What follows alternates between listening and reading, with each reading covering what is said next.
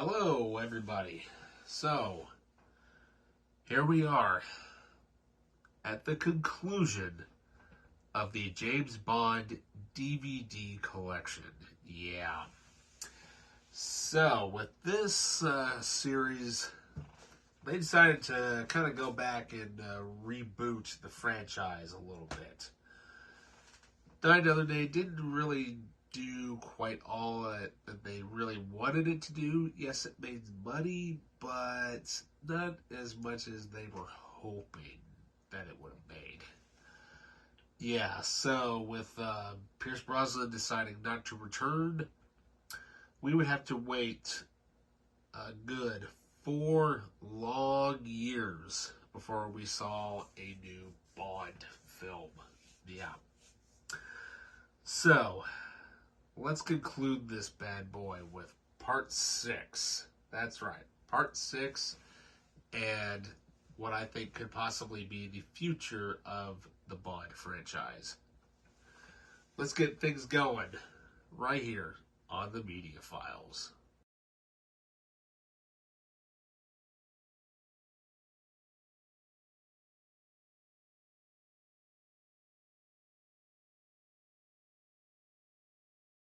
Welcome back.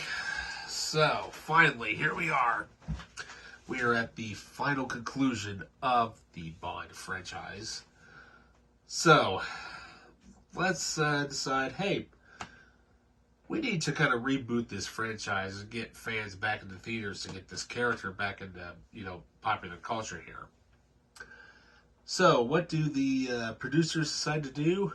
They decide to go back to the books. Yeah. They decide, let's finally adapt the story that was originally done way back as a comedy film in the early 1950s. Yeah. This time, they got somebody who basically, is probably the hardest edged Bond we probably will ever have until whenever the latest version of Bond, whenever that comes out in the future. Yeah, and in my opinion, this one's probably my favorite out of all of them until we get kind of towards the end of this franchise. Yeah, what are we talking about? We're talking about Casino Royale. Yeah, now, when this film came out, once again, the producers did something that they went back to GoldenEye and did, and they said, let's create original teaser music for this. And wow, did that ever get people excited? Holy crap. I mean, it was like, okay, Bond is blonde. Why? That's just his hair. It's just the way the light is beaming through his hair. I mean, if you kind of look at mine here and there, everybody's got a little bit of blonde in their hair here and there. It doesn't matter what it is. Sure, not everybody does it, but you get what I'm saying. Anyways, the producers picked Daniel Craig to portray Bond in this film. And not only that, they managed to get Martin Campbell back to direct this. Yeah, now he was the one that brought Pierce Brosnan into the role of James Bond. And once again, he does it again with Daniel Craig, but even harder. And damn. I mean, the coolest thing about this film is that, the story is just so well written.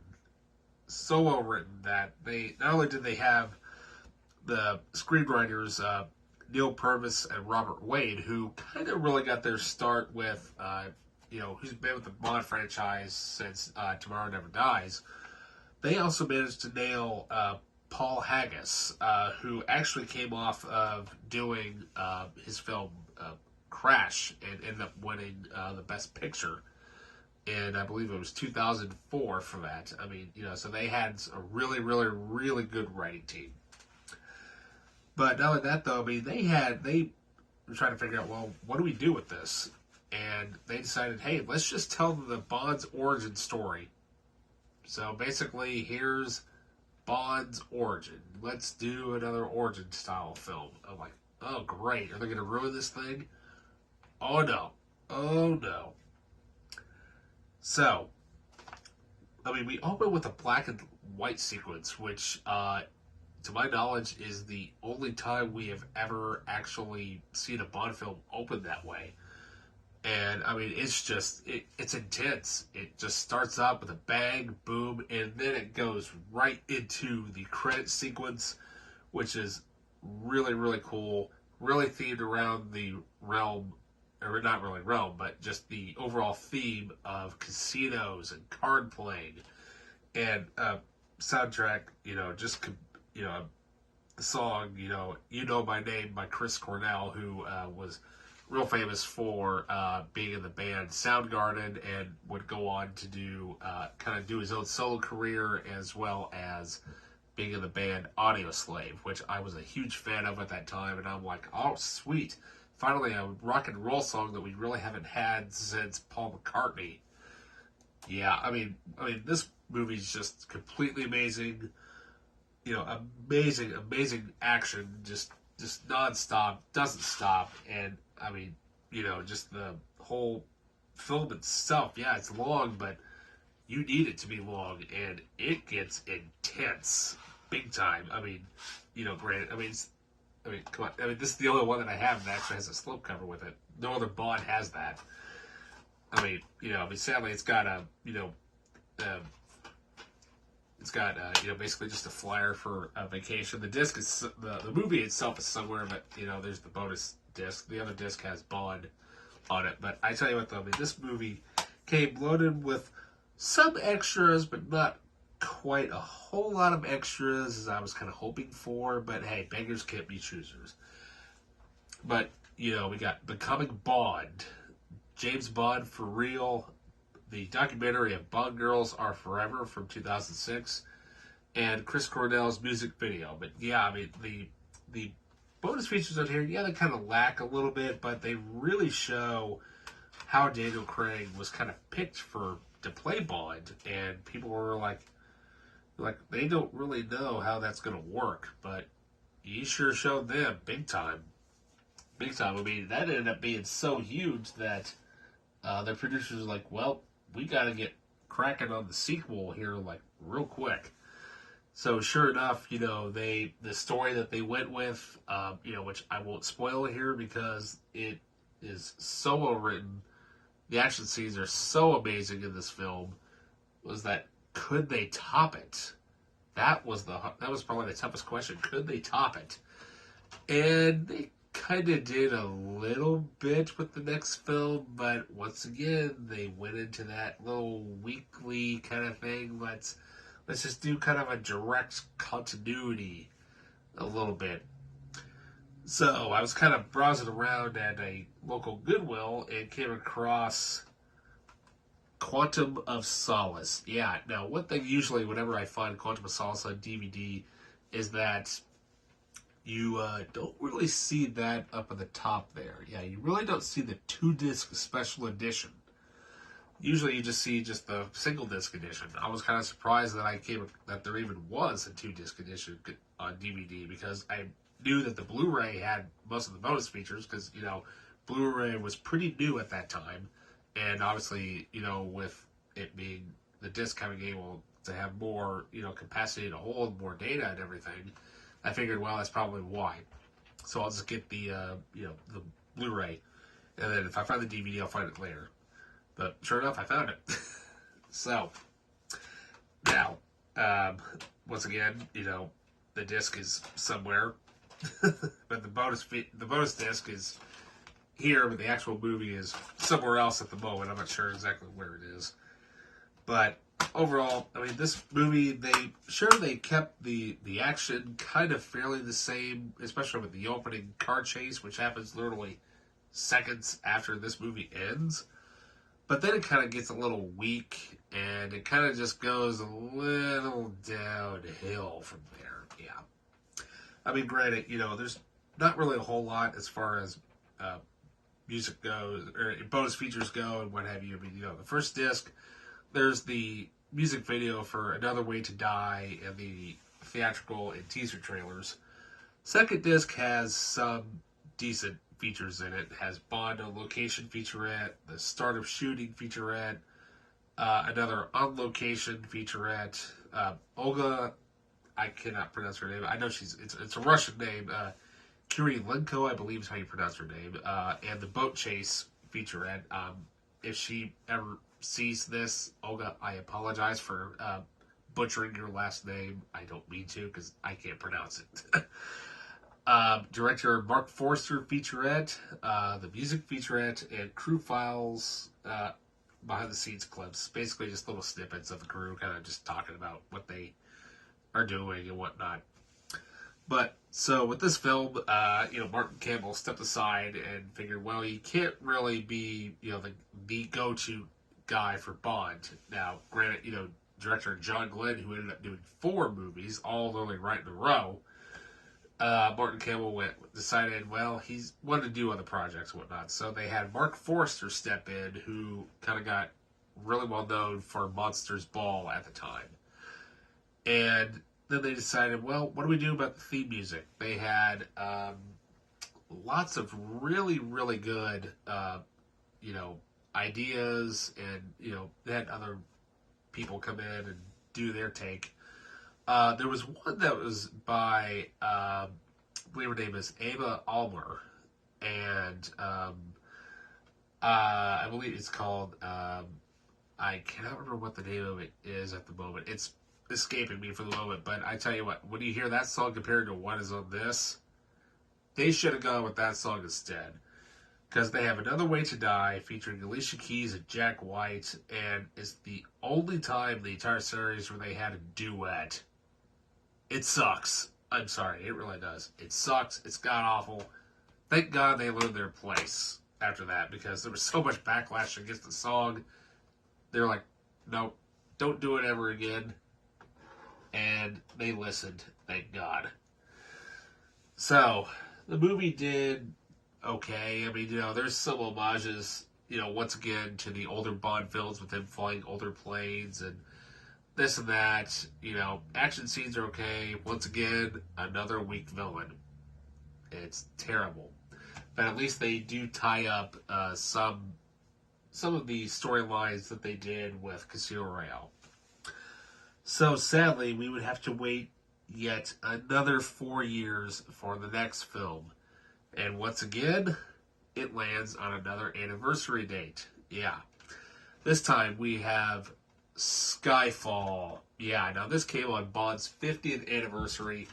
In my opinion, this was probably his best film that was ever done in the entire franchise up to this point. Yeah, so this time the producers decided, hey, let's work on the story a little bit more. And holy crap, did they ever do it? I mean, they decided, you know what, we need to focus a little bit more on the story. Let's keep kind of let's change some things around and what have you. So this time they had director Sam Mendes come in, who was mainly known for directing American Beauty and Road to Perdition, which had Tom Hanks in it, which is a really great gangster movie if you have not seen that. But sadly, the DVD version of Skyfall is literally just a single disc, and once again a crappy recyclable DVD case. Not very much as far as bonus features go. They have basically just shooting Bond, for example, just the title sequence, the DB5, the women, locations, and that's basically it in a nutshell. But what's kind of cool about this film is that they kind of do something where they introduce some characters that have not technically been seen since since Die Another Day. With this film, they introduce the character of Moneypenny, and they also introduce the newest version of Q. Yeah. He's actually pretty good in it, but I tell you what though, but they also have, and not only that, you have Javier Bardem as the villain, and oh my god, I didn't think that they could get a better villain than, the villain that they picked for Casino Royale. yeah, he's such a big bad baddie. I mean, he's creepy, he's weird, but man, the cinematography alone in this is just amazing. I mean, granted, the film runs almost 100, it runs like 143 minutes. It's a long movie, but it's so well written. The story is so well told, and and then not only that, we even have to discuss the composer change here. Yeah, uh, David Arnold. This was his last Bond film that he has done up to this point. I mean, they ended up changing composers to composer Thomas Newman, who has done a lot of really, really good scores. I mean, he's done, The Lost Boys, Shawshank Redemption, The Green Mile. He even did American Beauty, as well as Road to Perdition. So he's had some he's worked with Sam before. And not only that, the title song, Skyfall, by Adele. Oh man, when this song came out, it was playing everywhere. I mean, everywhere. And not only that, it kind of started. I noticed something that it kind of started. It was the first Bond film that I'm aware of where it got an Oscar for best, best original song, which is I'm like, that's kind of cool. Yeah. So Skyfall, I think it's probably one of the best films in the entire Bond franchise, to be honest with you. I mean, it's so well written, the story is excellent, and how could they top it? I mean, because this went up to almost getting $1 billion at the box office when it came out. So, after the enormous success of Skyfall, the producers decided, well, we've got to keep the train going while it's hot. So what do? They kind of pull a little bit of a Quantum of Solace, although not quite as bad. This time, we have Spectre. Yeah. The 24th film in the franchise. And this one is, it's not bad. I mean, it's actually, pretty good for what they attempted to do. I mean, they tried to do once again, another direct sequel to, the most impressive film at the box office at that time. However, though, once again, both Thomas Newman and Sam Mendes make their return as director and film composer. However, though, we actually bring in some pretty famous actors and actresses for this film franchise. Yeah. This time we have Christoph Waltz portraying, you guessed it, Blofeld. Yeah, Blofeld makes his big screen return. Yeah, which we have not really seen since the era of Roger Moore. Yeah, there's a legal dispute over the rights of the character and what have you. You can find that online anywhere. Just look it up. However, though, we have Bond's newest leading lady by the actress named Léa Seydoux. French actress, which she kind of became famous really for a film entitled Blue is the Warmest Color. And if you don't mind watching literally a almost 3-hour romance type of movie, yeah, you'll know what I'm talking about when you see it. Anyways, back to Bond. But not only that, though, they bring in, out of all people, Monica Bellucci in the series. Yeah, now she would become the oldest living actress to portray a character in the entire Bond franchise, which she was in her early 50s when she made the film. And I'm like, that's actually kind of cool. So I'm thinking, Monica Bellucci's gonna get it on with Bond? No. But he gets it on with Madeline Swan instead. So I'm like, okay. And so once again, we have Ralph Fiennes coming back as M. kind of pulls a little bit of, a little bit of Voldemort's on Bond a little bit here and there. I mean, it was, very, very different, but, very exciting, type of character for what he does in the film. A lot different than what we normally see. Usually we see him, kind of behind the desk and whatnot, but this time they kind of change it up. He kind of gets out there in the field a little bit, and he just shows he's not the type of him that you're expecting.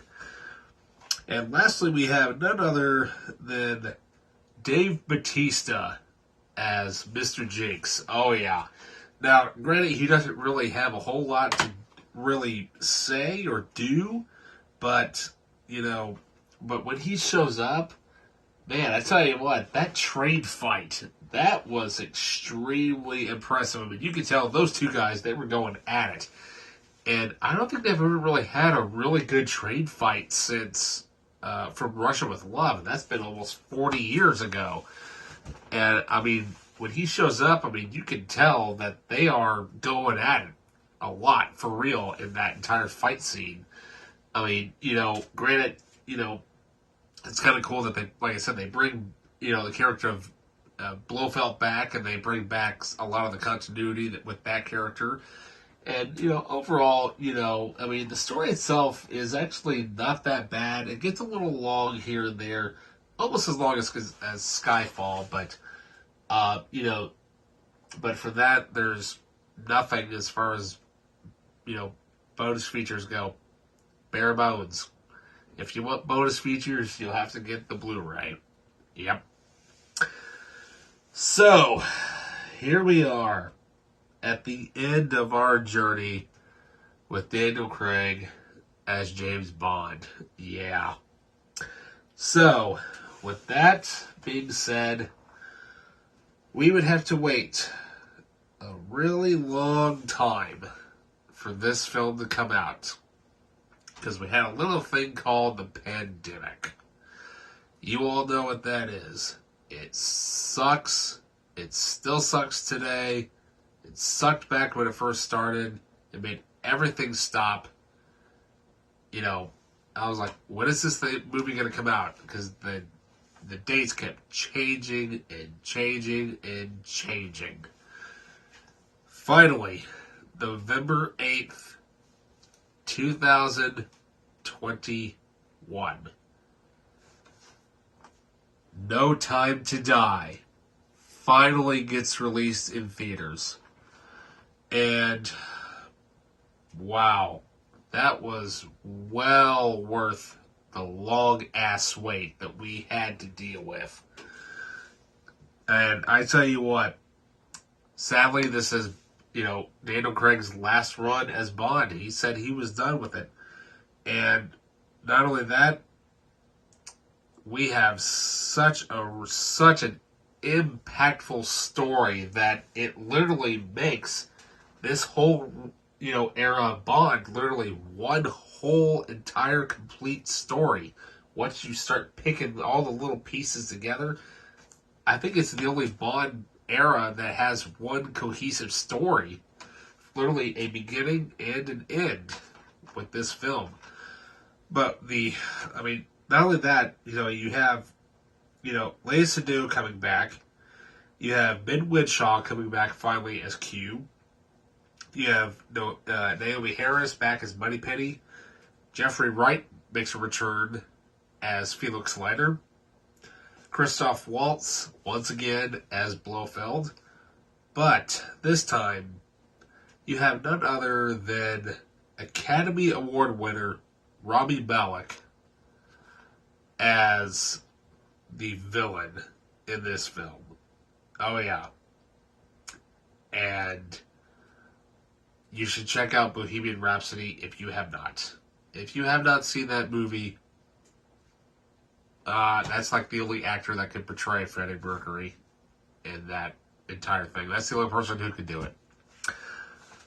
But also, the sad thing about this film is that, you feel it. This movie it punches you to the gut immediately. Because not only do they finally finish off the storyline with Ava Green's character, they pull something just, that you were not expecting to happen to a popular character, which I will not give away, but when it happens, you're like, wow, where do they go from here? But I mean, this movie, it ends up being the longest Bond film out of all 25 movies. I mean, this one runs almost 3 hours. And I'm like, thank God they gave the time for it, because they really explain what happens, has happened really to Bond throughout this whole story. I mean, everything just keeps going and going and going. And not only that, though, I mean, they changed composers. The guy who was supposed to film the score, or not really film it, but who was supposed to compose the score, ended up that he couldn't do it because he was afraid that he just didn't have the time to do it. So the producers decide, well, let's call in none other than Hans Zimmer. Oh, yeah. I'm thinking, wait a minute, Hans Zimmer is doing a Bond film? How is that going to sound? Is it going to be, will he be able to pull off the classic Bond sound that we are so used to? Because he usually uses a lot more electronics and guitars and things of that nature. And holy shit, does he ever pull this off? Wow. And it ended up being my favorite score out of all the Bond films. I mean, Casino Royale is great. Skyfall is great, but this one just knocks it way out of the park. I mean, he hits all those emotional beats like he usually does, but this time it kind of hurts a little bit. I mean, it makes you feel something like right here. I mean, not only that though. I mean, they even brought in they had to change the director even on this film too, because they were like, well, whoever I think from what I understand. The director, Danny Boyle, was originally supposed to direct this movie, and he ended up pulling out because of creative differences. So the producers watched an HBO series called True Detective, and the creator of that show, Cary Joji Fukunaga, which, yes, it's a Japanese last name, but he doesn't look Japanese. At least I think it's that, but, don't take that thing with a grain of salt. But wow, he knows how to pull out the realistic style that has been pretty much consistent throughout all these Bond franchises. And wow, if whenever they do the next film, please bring him back, because I would love to see him come back and do a second take on it. But as far as this film goes, we got 2 discs. We got the movie, on 1 disc because it's so long. Then we have a second disc of bonus features. So not really a whole lot as far as bonus features go. But we have An Anatomy of a Scene at Materno, which is in Italy. Keeping It Real, The Action of No Time to Die. A Global Journey, and Designing Bond. Yeah, so not really a whole lot of, bonus features, really, but I believe that there are some extra bonus features that are exclusive to the Blu-ray only. I have it somewhere. I don't know where it is. But another thing, though, that I absolutely love about this film is that they actually do something that is originally in the original Casino Royale novel, which is where they bring in the Poison Garden from the original novel. And so basically now almost all of the Bond Fleming novels have basically been intact up to this film. And another thing that's really awesome about what Zimmer did with the score is that he brought in several pieces from On Her Majesty's Secret Service. Yeah. As it turns out, this film is Hans Zimmer's favorite Bond film. So he literally took the main theme of that and made it almost as like a background theme to this, and when you hear it, you're just like, it's awesome, it's amazing, and not only that, they even brought back Timothy Dalton's Aston Martin car for that too, which is actually a pretty cool homage. So literally, for all 25 films, you have literally homages to everything, and then not only that, the theme song by Billie Eilish is just, I was like, okay, why are they picking her? Because from what I'm used to hearing is that she, the way her vocals come out, she sounds very, very quiet, very kind of whispery, but then she hits that high note, and you watch people on the internet are like, I didn't know she could hit notes that high. Thank you, Hans Zimmer, for bringing that out of her. Thank you. And so, yeah, I mean, with this, like I said, this is Daniel Craig's last Bond film. So where do they go from here with, the 26th version? Or, the 26th film? I have no idea what they're going to do with it. But what would be, I think, what would be really cool, in my opinion, is if they were to release the teaser trailer when they do the conference, whoever they announce that Bond's going to be. But what I think would be really awesome is that if they were to mention that that the newest person, whoever portrays 007, is that his predecessor, which is something that they kind of mentioned in this film. It's kind of a bit of a clue, as in, well, maybe James Bond could possibly be just an alias, which is why whoever gets hired by MI6 and whoever gets the 007 number, as in James Bond is just the alias, which will kind of explain why we've had 6 different actors portray the same character, but there's been different things kind of going on, because they do mention that 007 is just a number in No Time to Die. But I think what would be kind of cool is if they were to do the trailer, they actually show the teaser trailer live, and that would be something that we have never actually seen in marketing or anything like that. Like, they do the whole thing live, and then it would be kind of cool that if whoever they decide to pick, they don't reveal it until the very end, but they reveal that person live. They don't mention any names, they don't send out any press, nothing gets leaked. I mean, hardcore security around everything. But I think what would be really, really cool if, for example, if they do say that 007 is just a number, what would be really cool is if they would have not only Brosnan come back, but they would also have Timothy Dalton come back as well. And I think it would be just a great gag joke, as if Bronson were to say that that he finally gets to shoot off the Stinger missiles from his BMW. Because if you notice, in GoldenEye, nothing really happens with that car. There's no car chase or anything. But there are Stinger missiles behind the headlights, because there is a car out there that does have that in it. But I think it would be kind of cool that if Brosnan, and like I said, if Brosnan would come back as like a small cameo role to kind of help out the newest, 007 recruit. And that would be kind of neat and interesting if Ray Fiennes is still M, but he says that his predecessor was, a loose cannon and did whatever he kind of wanted.